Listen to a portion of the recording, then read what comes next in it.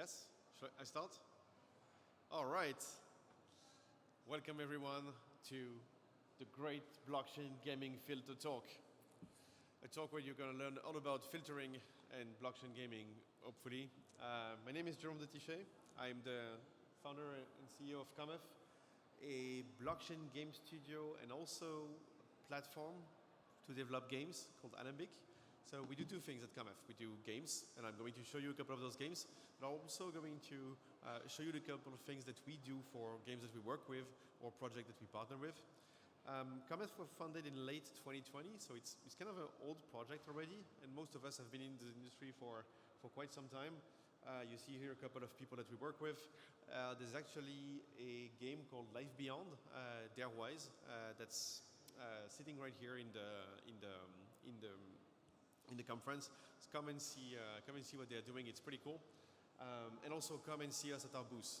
We have lots of cool swag. Not this T-shirt specifically, but we have very good T-shirts to give away and very good stickers and stuff and so on. I'm also hosting ETCC, another conference happening in Paris in 6 weeks. And I hope to see you in Paris for an update on what we are doing. So we've been working on blockchain gaming for about 3 years. That's our niche thing. We do games that are on-chain. We try to put as many things on-chain as possible and try to innovate about what the game can do or what the blockchain can do from the game or what the game can do using the blockchain, what novelty we can create from this. So our first game was an MMORTS, absolutely fully on-chain.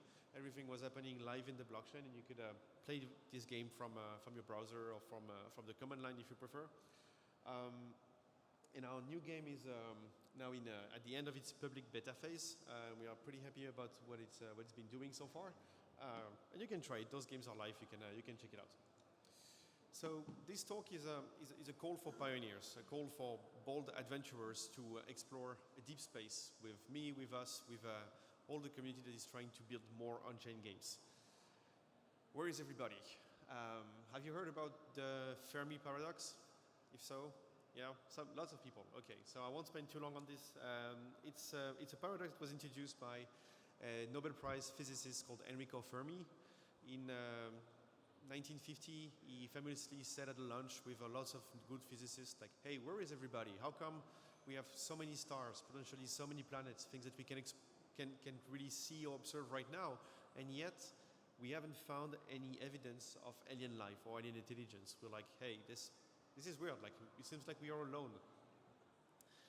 And to solve this paradox, we had different approaches, different hypotheses on what could prevent us to observe any intelligent life. And also peer-to-peer initiatives or peer-to-peer way to contribute to this kind of search for alien life. And this is a screenshot of a SETI at home. If you don't know what to do with your not really useful graphic cards and proof of work stuff, you can install SETI at home and contribute and analyze the signal that some telescope and other instruments are getting in order to figure out a way to detect alien life somewhere in space. So one of the theory about why we haven't observed any intelligent life yet is called the Great Filter. It wasn't a thing from a physicist. It was a thing from a physics-trained economist called Robin Hanson that said maybe there is a great filter. Maybe there's something that block everyone to hop on the next level in terms of capacity to discuss with everyone else, capacity to explore and colonize the rest of the galaxy. And in order to measure how advanced a civilization is, or how advanced a planet and its inhabitants are, we can look at the energy. That's a good proxy to say, like, this civilization is advanced because they consume this much energy, or they can do this, they can do that. And I'm going to use the Kardashev scale from the rest to do some parallel with blockchain gaming afterwards. So this scale, Kardashev scale, was enhanced and completed as time went by. But in the early 60s, this Russian physicist said, well, maybe there's a way to scale a different civilization. At the earlier stage of civilization is being born on a planet, and as they grow, they get to harness more and more energy about this planet, being more and more capable of of storing and optimizing the resources that is living on this resource, the different resources on the planet. And then at some point they go to the next order of magnitude. They go to a planetary system scale. They're able to harness all the power that's their star is actually producing. And then at some point they eventually go to a type 3 civilization, being able to harness even the power from the whole galaxy they are in. And you have a physics theory about how to harness the power next to a giant black hole, for example. But the problem is, like, how do you go from type 0 to type 1, like being able to consume everything that's on the planet, for example? How do you go from type 1 to type 2 also? And every time without collapsing? Because those scenarios, like common speculation about how do you go from one type to the other, involve high risk of self-destruction. And all the realization that we have right now regarding the consumption of resources on Earth and ecology as a whole indicate that those kind of risks are kind of real. Like, we need to take care of this. So for the sake of comparison, I did some personal calculation on the consumption of the different good protocols, so you get a ballpark estimate if you're close to those kind of protocols.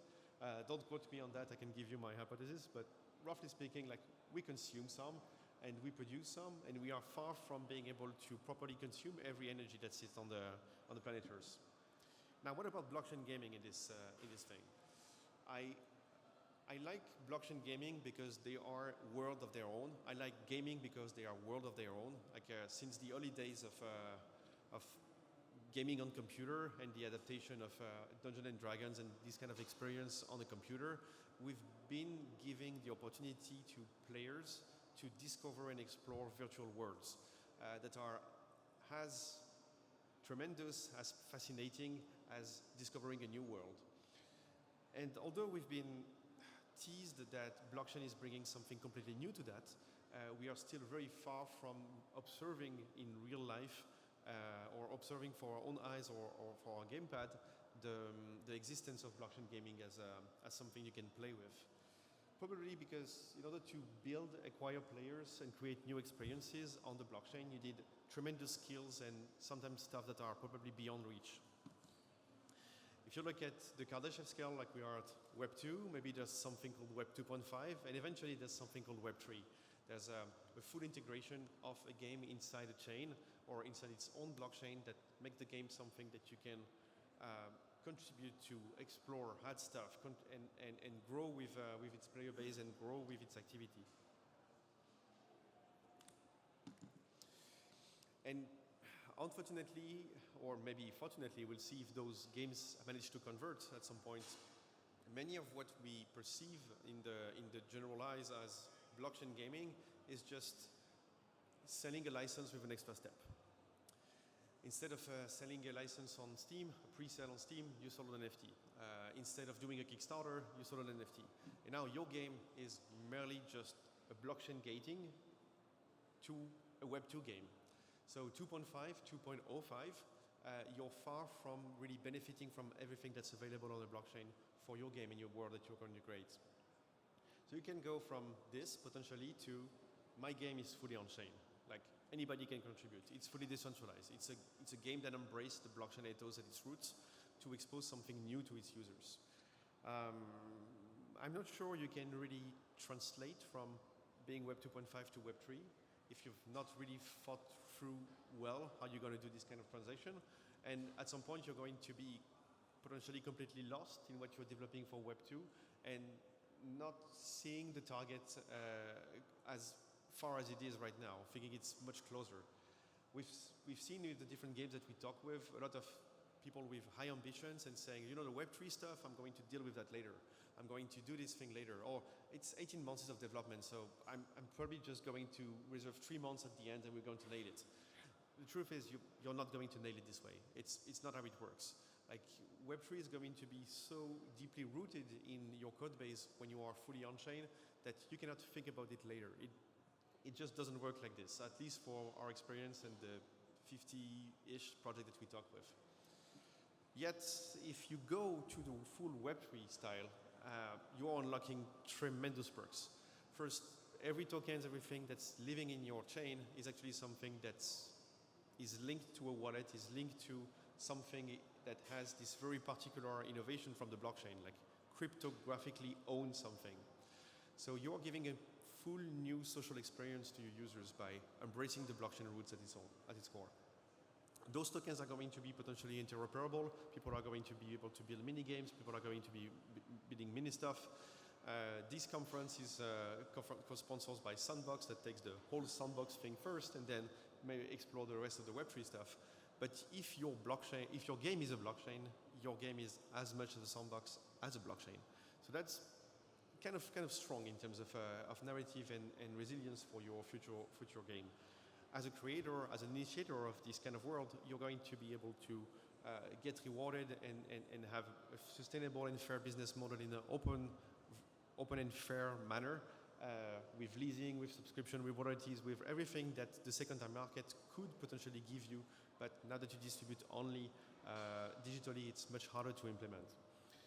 And the end goal also is to unlock new blockchain genres. I mean, 3D immersive games have given us amazing experiences, and networking has given us MOBAs and stuff. There's lots of things to unlock by blockchain gaming, and we are only scratching the surface right now. So I was saying before that it's probably the wrong mental model to think about your game as a Web3 game without thinking the component of modularity and letting other players contribute and other people contribute. If you open any GitHub repo of a good DeFi product, I mean something that has more than 3 years of existence, it has some activity, you see hundreds of different contributors. This is the power of blockchain. Like, people are not going to mod your game, they are going to mod your code and enhance your code and solve the problems also themselves.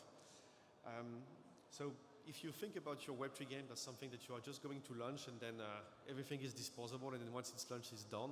No, it has to be something that be continuously improved and continuously changed. We learned it the hard way with our initial game. It's still running now. It will live as long as the blockchain where it's deployed in, which is Polygon, will live.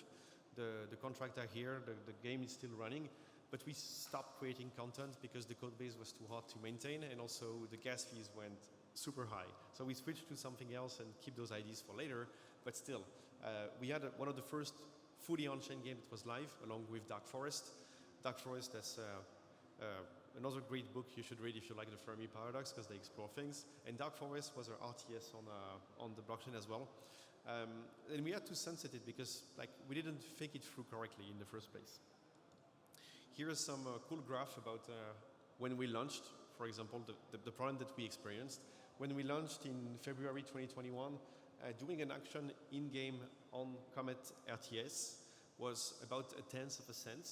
And it went from 0.1 cent to, 150x in terms of cost. So for the players, it was roughly 10 to 15 cents to do an action. And that starts to impede in your model and in your on-chain gaming experience. If you think about the blockchain that are like L2s or smaller blockchain, when they reach 50,000, 100,000 players or users, they are already in the top mostly active blockchains. So that's something you have to think about. That's something you need to have in mind, that at some point, hopefully pretty soon, you're going to need to have your own chain to run your own game. And that's also make it a pretty effective way of saying, like, we aim for decentralization and something that will last long term, because it's super hard to kill a blockchain. On our second game, we are getting ready for this kind of move, because we had a lot of games, we had a lot of sessions, and we love to share our knowledge and share what we did and how we did it. One of the big hurdles that we encountered was also acquisition. Acquisition from a Web3 perspective make you take shortcuts that you regret later. Saying like, okay, I'm going full custodial no matter what, or I'm going on a one-stop shop blockchain that's walled garden and that's going to handle the thing for me and I'm good. It impedes the rest of your innovation later on. It's hard to do acquisition. Don't get me wrong.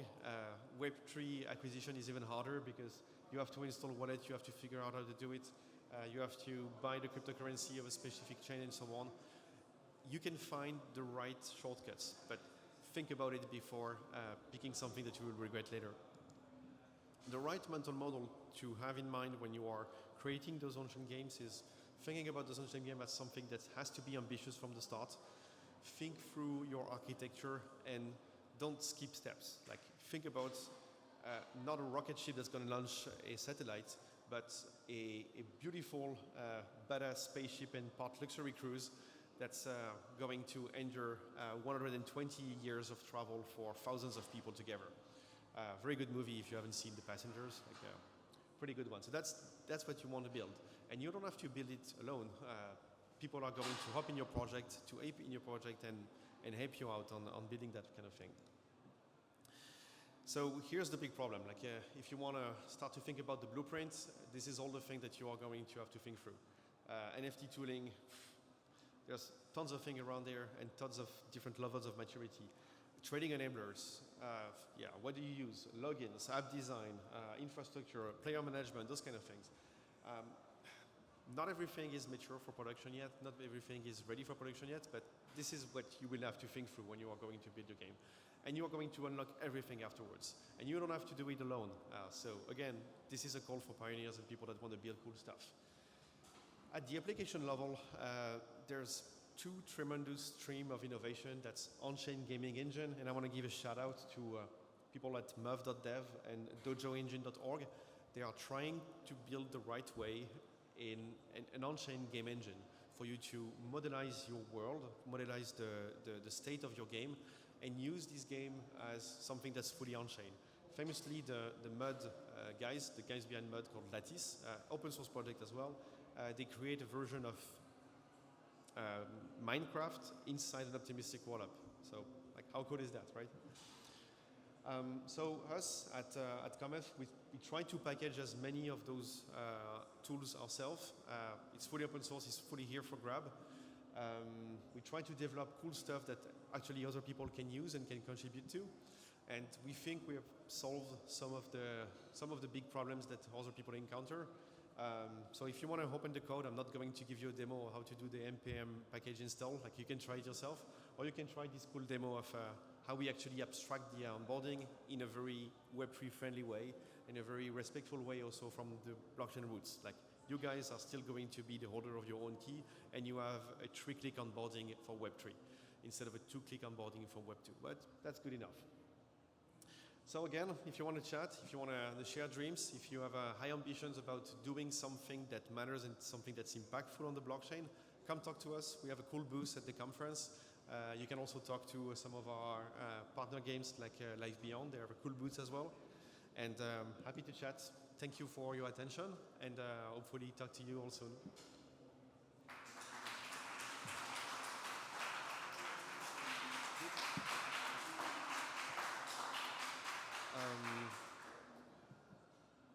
Yeah, so we're back on track on the schedule. I don't know if I should take question or no?